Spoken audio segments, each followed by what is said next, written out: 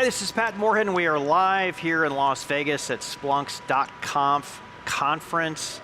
Dan, the excitement is here. It's awesome to be here with the 6.5 on the road, and we're really having some incredible conversations that these aren't just buzzwords. These are real challenges that companies and organizations are having. We're talking about data, we're talking about data resiliency, we're talking about visibility, we're talking about security, and because nobody's talking about it in the industry, we're talking about AI.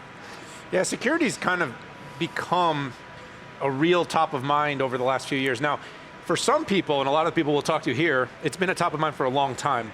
Yes. But we've seen this sort of continuum and now even a growing momentum towards making larger and larger investments. I mean, it started off as how do we basically, what can we spend to just do what it takes to avoid the worst? Yes. And I think what we're starting to see is that avoiding the worst is no longer a strategy. It's That's all right. about getting out in front of it, and as data proliferates and it's more and more exponential, it comes down to, how do we make sure we protect our customers, private data, our infrastructure, we had public sector conversations, keeping the world's infrastructure running, and of course, do so in a way that keeps enterprise values in check, because it's only one breach away from major problems for any company, big or small. That's right, and security has become so complex, sometimes we lose the forest and the trees. And looking at that, to help us talk about and discuss some of the top security issues, we have Ryan and we have Kirsty. Welcome to the 6.5. Thank you, thanks for Thank you having very us. much. Yeah, thanks for coming on the show, first time.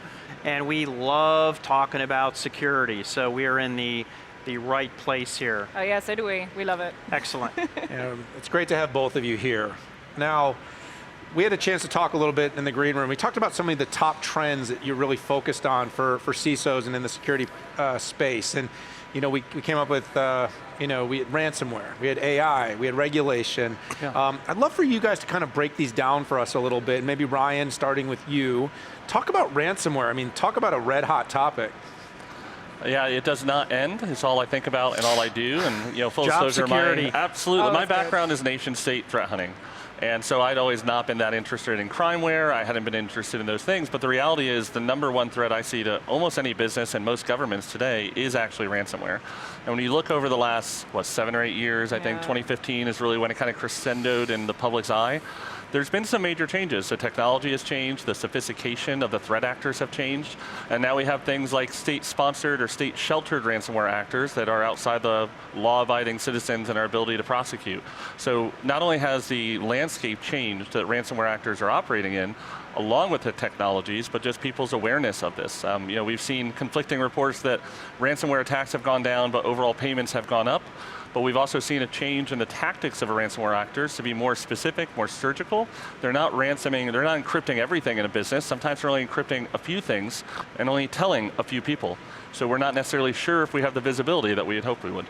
Kirsty, you want to jump in and talk about ransomware before we hit regulation? Just that it's something we see as well in Europe, that shift to a much more sophisticated extortion model rather than a kind of ransomware, all the things, make a big splash. Actually, you can save a lot of that reputational damage, and you can achieve a much better result as a ransomware actor by being a lot more subtle. And so it totally chimes with what we see in Europe as well. So, you mentioned Europe, and obviously everywhere in the world, regulation is a little bit different, and regulation and security there's a very high amount of interdependence. We had a conversation here at this event with public sector, talking about the public-private, but talk a little bit about regulation and its role right now in cyber. Yeah, I would love to. I'm sure everyone loves talking about regulation as much as I do. I think do. I think love it's a it. great We do thing, so much actually. about public policy. You'd be surprised as industry analysts what It's we huge get in into. tech. Right, Yeah. I think Huge. it's impossible to ignore now. I think that a lot of regulation that we see, especially in Europe, has been focused historically on data privacy, but we're really seeing now a surge in security and resilience regulation. So we have DORA in the EU, which is all about operational resilience, mostly focused on financial services. We have similar legislation in the UK.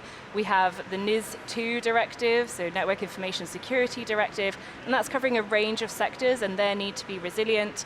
And it's covering a lot more than it used to before. The original NIS was very focused on a few critical sectors, and actually with the pandemic and all these kind of disruptions, we saw how important things like our food supply chain were, and so they're now in scope for the regulation, and it's really recognizing the criticality of these sectors and the need to bolster security in them and overall improve that resilience. We've seen this in the US as well with the increasing regulation from President Biden. The National Cybersecurity Strategy coming out, seeing things like passive DNS in a memo from the White House is something I never thought I'd see when I was in public sector. It's been an incredible change, and there's definitely an awareness that these nation-state threats, as ransomware actors, like we have to change how we're looking at security fundamentally, both at a regulatory and compliance point of view. And I am oddly, and I can't believe I'm saying this, excited to see some of it, because I think it's a place we can actually make a change. There's a lot of things we haven't done in security that haven't worked for 20 or 30 years, but what we haven't done in the US at least, we're lagging behind our EMEA colleagues perhaps, but we haven't made a big stretch towards regulatory requirements to actually affect change. So I'm hoping we do. Yeah, and I think that incentivization piece is key. If we're not seeing the changes that we need, that's when regulation arrives. And so actually making sure that the ecosystem is set up to support and reward companies that are investing in their security, I think that's a really positive step forward, so a really good thing.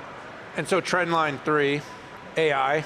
I mean, we made it 2 before we got to it, but there probably hasn't been a trend that is more, is going to more significantly shift the landscape of every part of the tech stack. So Ryan, maybe, what are your thoughts on AI as a trend line for CISOs in cyber?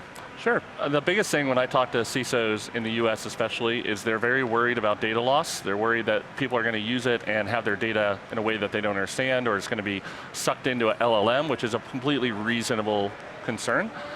The reality though is one CISO said, I can't stop water from going downhill and I can't stop my SOC from using ChatGPT. So I would really be looking at how are you thinking about this constructively? I think it's an incredible staff augmentation tool when put in front of people who are making good judgment decisions, but you can't just give it to someone and expect for them to answer questions effectively. It has to be used as a tool, and it could be quite strongly used within a SOC with appropriate guidelines. And that's very much on the defensive side. On the attacker side, we just hear a lot of chat about how it's going to improve phishing, and it's going to be so much more realistic, all of these different scam emails. But to be honest, my response to that is always, oh, was phishing really struggling before as an attack vector? You know, I don't think it was really having a tough time out there. Did it slip from 1 to 2 for a week? I was doing okay in my view. So it just really means that your defensive capabilities now, instead of focusing on employee training or over-focusing on that, you need to augment the other layers of your defense. No, I love that summary. I mean, one of the biggest challenges I think we have in security is its complexity. First off, we seem to have a different nomenclature we use, and maybe for the United States and what the Biden administration pulled down, at least maybe got us on a similar nomenclature to use. It's also very hard to measure how much more investment should I put in and how much more secure am I going to get back? There are no benchmarks like performance on, let's say, the compute side versus the security. So net, it really takes a village to not only share data, not only across people inside of the same company, but also across different companies out there in the security landscape. We seem to have been on this best of breed kick, and then everybody sees, oh my gosh, look at how much time and energy it takes to integrate all of this. No, I don't have all I need data from everywhere to make the best decisions. The other aspect of this, data sharing, is also CISOs being able to share best practices and have a platform. And Kirsty, you have a podcast. How about this? Very meta. Yeah. Doing a podcast on a video podcast here. It's called the Security Details, right? Where they go through and they talk about their experiences. And if you wouldn't mind maybe solidifying, I don't know, your past, editions you've had of the podcast, but net, what are some of the key highlights, the key takeaways, some of the key themes that comprise these discussions of these CISOs? Yeah, well, thank you. I appreciate the opportunity to plug the Security Detail. Fantastic plug podcast, away. Yes. 10 out of 10. Co-hosted by... As long as it doesn't compete with us. Yeah, because we're always plugging our companies. Yeah, it's complimentary for sure. So it's co-hosted by myself and Audra Streetman. It's called the Security Detail, and every episode we focus on a different vertical and the sector and the security threats within that sector. So we've had some really interesting guests on there. We've had some ex-CISOs, some very important folks in public sector, and we have a section called I'm the CISO and I Say So, which is my favorite feature of the whole podcast. What would you say so if you're a CISO for a day, for your entire Can you sector? say that 5 times fast? Yeah, it's you saw the CISO on the seashore. Well, we only something interview like them that. on the seashore, Yeah. which is really a key part of the whole process. I'm out. Only if you say so. It was Yeah. actually part of the audition to I be see on the what you're podcast. saying. Yeah, can I you say feel so, you. CISO? Yes. Yeah, well, I've got it down anyway. So what would I say so if I was a CISO? I think the key highlights that I've seen have been from our telco expert, Ian Keller, who spoke and just had very simple advice, which was just listen. And I loved it in its simplicity, just listen. You pay your security professionals quite a lot, just listen to them. If they're telling you something you don't want to hear, just listen, just accept it and make the changes because they're always working in your best interest. That's been my personal favorite highlight. I think, Ryan, do you Yeah, I have had one from Dan in Australia. Dan Tripovich, Dan yeah. Tripovich, yeah, he's incredible. And it's kind of an ongoing theme. It's not about technology for CISOs a lot of times, it's about the people. And for him, it was just be a good human. Like have empathy around you for both your customers, your employees, what they're going through, and that really resonated for me, and I don't see that enough, I think, in those roles. Yeah, so we've had some really impressive guests, many more to come, but thank you for the opportunity to plug it, always appreciated. No, absolutely, and it does take a village, and it's more than data sharing, it's best practice sharing, and here we go. I have to read this because I'm the CISO and I say so because I'm on the seashore with Dan. You see what I'm saying? I have no idea what you just said. Okay, good. Just I consider will it tell you. brilliant. I will tell you something we can learn is themes help. Like, for instance, if you did a podcast and you said, "Let's do 6 topics for 5 minutes each," that would be a brilliant approach. Gosh, it would that's probably like be one the of the 6-5. Oh my God, Yeah. in the name, I Gosh, just, on the that's nose. amazing. Yeah, we Solid. should do that. We should. We should start that How when we about get Friday? back. Let's not. No, not Friday. All right. Okay. So, Ryan, you heard me sort of go down the banter about security's rising profile, right? Used to be the CIO or CTO maybe was in the boardroom for digital transformation needs, and security was sat maybe somewhere to the right or underneath and to the left, and the board didn't want to hear about it until it became such a prevalent thing that all of a sudden it was, our business is at risk. We're one breach away from losing significant market value. I remember this going back to the Target breaches, some of the early big ones. Now the CISO is part of the story, or at least more and more becoming part of that conversation. Talk about how that relationship has evolved a little bit, and perhaps what do you recommend for CISOs to be able to communicate more with kind of the less technically astute that need to become more aware to loosen up the funding and support to get these initiatives done? Sure. I think one of the largest challenges that CISOs have is their CISO with a little c. It's very rare that I find a CISO who's reporting directly to the chief executive officer of the company. So a lot of times they're in a position where they can't affect as much change as they would like to do because they are beholden to the CTO or the CIO, and they obviously have competing business priorities. When I look at how the relationship has changed, it's a very odd thing, but in the US, there's precedents set from a recent ruling in the dairy industry around liability of board of directors, around safety and security of products, which then establishes a precedent for security at an organization being derived to the board members themselves. The outcome of this is now we have a lot more interest by board directors for things like ransomware, where they're setting up subcommittees from the board of directors to directly ask CISOs, are you prepared for ransomware? Because now suddenly I may be personally liable as a board of, on the board of directors for your company's security around this. So that's completely changed the dynamic, in my opinion. And it means that CISOs have to be able to effectively communicate in a different way than they have before. You've talked about the technical part. It is important for a CISO to have an understanding of a technical background, but I think it's actually more important for them to understand the business that they're in and that their customer, in this case the board of directors, are concerned about their livelihood. And how do they deal with that, going back to Dan, with empathy.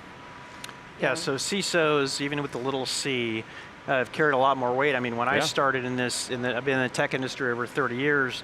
There was no CISO, and in fact, security was an after the fact, and there was, this notion of perimeter defense, which hey, we use security, nobody's getting in, right? And then we left ourselves exposed once they did get in, which was about 100% of the time. We didn't know how to get them out. And oh, by the way, the damage that they wielded, we see it in ransomware today. It's how do we get our data back? Yeah. How do we get the manufacturing line to start moving again? How do we get the trust back? So this industry has evolved in an incredible way. And we talked a little bit about CISOs and how they how they can communicate, right? They have to communicate up to the board, up to the big C, and then they have to communicate to everybody else that's below them. And I'm curious, and Kirsty, this question is for you. When it comes to communications, what are the hardest questions that security professionals have to answer these days? And that could be up, down, sideways, your choice. Yeah, I mean, leading on from the previous topic, I think at least now CISOs don't have to constantly explain their remit and their role. I'm glad that we've moved past that because that was a painful period of time. Right. So it actually is a range of questions that I think just any security professional, any level is getting asked at the moment. And there's a big theme on resilience that we talk about all the time. And the biggest question for me is, are you resilient? And how do you know? Whatever your answer is, if it's yes, no, maybe, just how do you know? What are you measuring that by? How are you tracking your improvement and your benchmarking? And there's always the question as old as time, are we getting better or worse? Right. Are we doing better, or are the attacks just getting more sophisticated? Have our investments borne fruit? Are we getting value for money? How do I compare to my peers? Yeah, how do I fit among my peers, and am I leading the pack, or am I following? And it's really hard, and when we talk about CISOs needing to communicate more with the board, these are the kind of questions they're going to be asking you, not tell me your patch percentage. They're going to be asking the bigger business-related questions. Yeah, and I love that, well, partially because I do a lot of advisory to the C-suite, and when they're asking me, their biggest frustration is one that you cited, which was, okay, if I invest 50% more in this, how much more secure will I be? And by the way, when it comes to compute, when it comes to storage, when it comes to all these other investments that the C-suite's making, there are answers for that. But in security, there really isn't a good answer for that. And it's not binary where, hey, I'm secure yesterday or I'm secure today. That might mean 7 days from now, I'm not as secure as I used to be. So yeah, I think as an industry, we need to figure this out to get as much budget for security as we can outside of these regulated industries where, quite frankly, it's a lot easier because the downside of a security breach is a lot higher. Yeah, I think we do see the best practice actually being shared among CISOs. So I nickname this CISO Therapy. So if you've got a problem, go and talk to someone, have a cry if you need to. But you can share your things that work. You can just talk about your problems. Sure. By sharing it, you're making it better. And we see this when people talk about board updates, right? If you get 20 minutes with the board every quarter, how are you making the most of that time? Right. And a lot of what boards want to see is tracked improvement. Now, we call this like Mickey Mouse dollars, if you spend this much, then you'll be 3% more secure. It doesn't mean anything, right? But you have to show some tracked improvement and some reduction in risk or some nice graphic that illustrates your improvement in your security posture. That's great. So Kirsty, I think that's a second podcast, CISO Therapy. Exactly what I was thinking. It's actually an initiative we run in Geneva. Or in it should be a Switzerland. segment of each show. So you got the CISO Say-So, and then you got CISO Therapy. Yeah, And we if may you can have get to the cut CISO, it. I can't promise you I can help you sell more Splunk today. But Right. I can promise you I can get more downloads for your podcast. There we go. If you just Done. follow. That's the same thing, I think. And by the Yeah, way, that long counts. term, media matters, right? Yeah. Media Yeah. matters. So as analysts, that's why we do this, is we get it. Someone has to listen, or it doesn't matter if you got the best ideas in the world. Ryan, love to sort of have you both, but I'll start with you. Take us home here. What's some of the smartest things and the dumbest things right now that you're seeing? I think it's said to say wins and mistakes, but I like smart. I like, I'll again, go it's for all the about smartest thing. gamifying. The smartest thing I ever saw a CISO do was one of the most simple from a financial point of view. He was brought in as a CISO of a very large financial organization, hundreds of thousands of endpoints, and they were constantly getting compromised by very basic things, as most organizations do. And the common one was unpatched Windows systems. And he looked at this and said, why are they, do we need more technology? His team said, oh, well, if we got this, he got this. He's like, yeah, but why aren't we patching today? And well, it turned out the lowest paid employees in the IT center were the ones who were in charge of patching. They were really unmotivated, they were demoralized, their job was really boring. And so he flipped it around and just said, any one of you who has over 95% of your dedicated fleet patched will get a 5% bonus every quarter. And for him, that was something like $150,000. Right. But he's like, I couldn't even gotten an asset management tool for under $5 million. And so he went from something like a pretty consistent 40 to 50% patching within 3 weeks to over 95 to 99% within 1 quarter, and which meant his actual incidents over time trended drastically lower because they weren't getting popped by things that were already out in the wild. It was a that net to me was revenue brilliant. gain. It was a net gain. Yeah, absolutely. Straight It away. was incentivism, right? All right, give me Kirsty the talked about that dumbest earlier. though. I'd like to. I have a little fun now. The dumbest thing that I've ever seen an organization do, which hurts because my background is threat intel, but they prioritize a threat intelligence team over a detection engineering team, which is very macro, but the cause of this was he thought that threat intelligence was really cool, and his friends had one, so he prioritized the funding for a threat intel team, but then was surprised when no one could write detections to actually go into their security tools. And that was, oopsies. It sounded great, but the reality, by the time he set up this threat intel team, they didn't have anyone to actually put that data into, so he kind of put the pyramid upside down. And as always, it's kind of like the basics first are always the best, and he kind of missed the boat on that. Yeah. No tires on the bike. Yeah. Exactly. He's got a Tour de France frame, but didn't bother to put any wheels on it. It's So Kirsty, you got a best and worst to take us home? Yeah, well actually this common mistake I think is putting hype above anything else, right? If you're just blindly following the trend, then you're always going to end up with some problem. If you're just doing what your friends are doing or what you think is cool, you're pretty quickly going to run into trouble. And I guess the biggest win, it's similar to yours, is that incentivization just really matters. So if you take the time to think about what motivates people, what incentivizes them to do that, nail the basics, which is kind of boring, how can you make that actually attractive and improve your posture, get upstream of a lot of the incidents that you're going to have?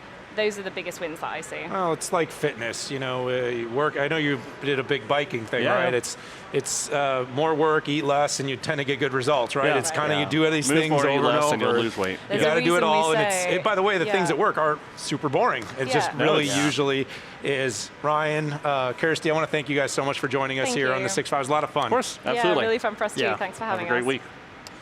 All right, there you have it, everybody. We are here at Splunk.conf 2023 in Las Vegas. Lots of great conversations here with Patrick Moorhead and myself in the 6.5. So many great guests. We hope you hit that subscribe button. Tune in to all of our shows here, and of course all of our other shows. It's a lot of fun. But for this show, it's time to say goodbye. We'll see y'all later.